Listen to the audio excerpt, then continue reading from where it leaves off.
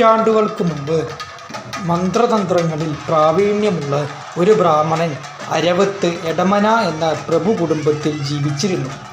ഇക്കാലത്ത് തന്നെ മധൂരിനടുത്ത് ഒളിയത്ത് എന്നറിയപ്പെടുന്ന സ്ഥലത്തെ ഒളയില്ലത്തും മന്ത്രതന്ത്രങ്ങളിൽ അപാര പാണ്ഡിത്യമുള്ളവർ താമസിച്ചിരുന്നു.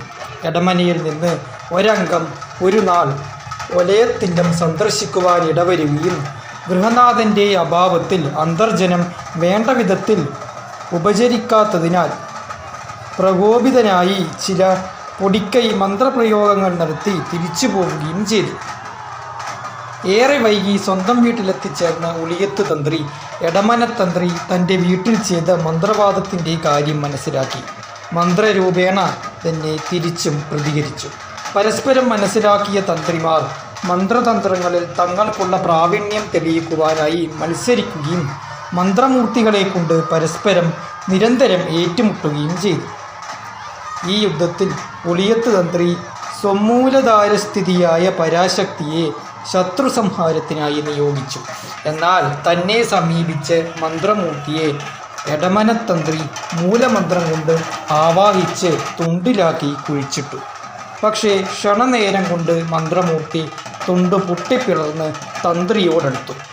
ഇല്ലത്തെത്തിയ തന്ത്രി തന്നെ പിന്തുടർന്നെത്തിയ മന്ത്രമൂർത്തിയെ ഉറപ്പേറിയ ചെമ്പുകൂടാരത്തിൽ വീണ്ടും ആവാഹിച്ചടക്കി.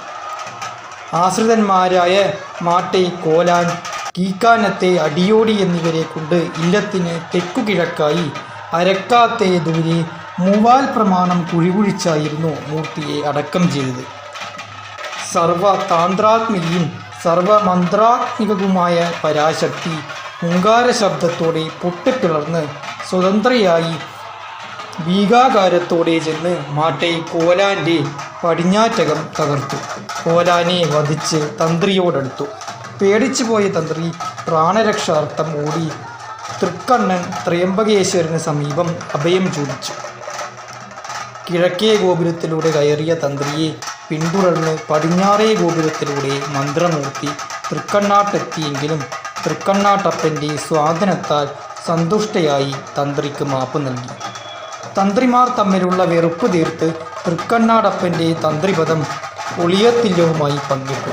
ചെമ്പുകുടത്തിൽ മൂവാൽ കുഴിയിൽ 3.25 നാഴിക നേരം സ്ഥാപനം ചെയ്യപ്പെട്ടതിനാൽ മൂവാലകുഴി ചാമുണ്ടിയായി തൃക്കണ്ണാട്ട് പടിഞ്ഞാറേ ഗോപുരത്തിൽ പ്രതിഷ്ഠ നേടി. 3 ആളുകളുടെ ആഴത്തിലുള്ള കുഴിയിൽ നിന്ന് എഴുന്നേറ്റ് എന്ന അർത്ഥത്തിലാണ് മൂവാലകുഴി ചാമുണ്ടി എന്ന പേര് ഈ തെയ്യത്തിന്